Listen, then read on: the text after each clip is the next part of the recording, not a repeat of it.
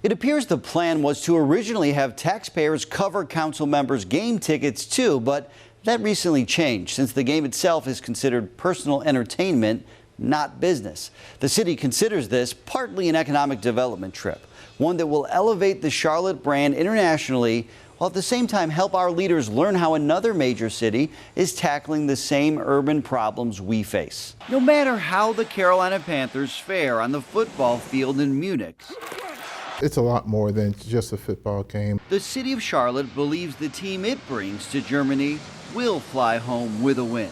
We're going to work hard for sure. Councilmember Malcolm Graham chairs Charlotte's Jobs and Economic Development Committee. He says 8 council members and an unidentified number of city staff will spend several days abroad representing the Charlotte region, which is already home to 250 German companies, more than any other country. Obviously, it's international recruitment, international retention, inner-city vision in terms of what they're doing in reference to housing and mobility, as well as sustainability. And of course, there is the game.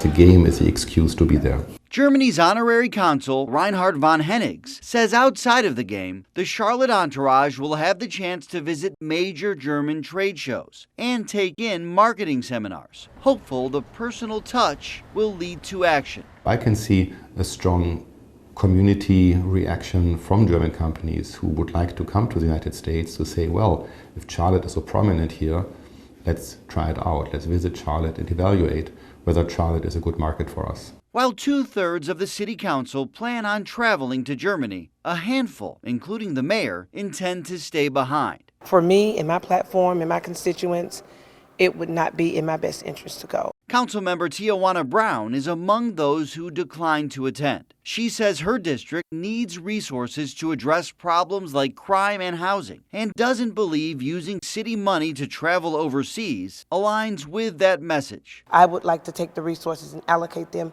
in my district on some of the concerns that I just said. WCNC Charlotte requested public records outlining some of the expected costs of the trip more than a week ago. While the city hasn't yet provided airline receipts and hotel confirmations, an email we obtained shows the city attorney recommended officials buy their own tickets to the game. We know when the city took a similar but smaller contingent to Paris in 2020 for a Charlotte Hornets game right before the pandemic, that trip for 6 cost more than $17,000. It all centers around the football game. It's not a good look, especially in the midst of this recent $650 million renovation deal. When the city council agreed to give the Panthers owner those tax dollars in recent months, the nonprofit, nonpartisan Taxpayers Protection Alliance criticized that decision. Dan Savickas is questioning this trip too. Again, it's another sad use of taxpayer resources. It's money, and we have our own problems here, and people are going to say, how many people do they really need to send to Germany? Is that really a good use of taxpayer money? I think it's a great use of the resources that we have as a city. Councilmember Graham doesn't see it as a waste at all. I think it's really important for us to have a good representation from the city. He says as a city that competes nationally and internationally, the more housing, economic development, and sustainability experts they can bring to a major event, the better the chance for success. There are a number of individuals on council as well as from our staff that represents various touch points within the city.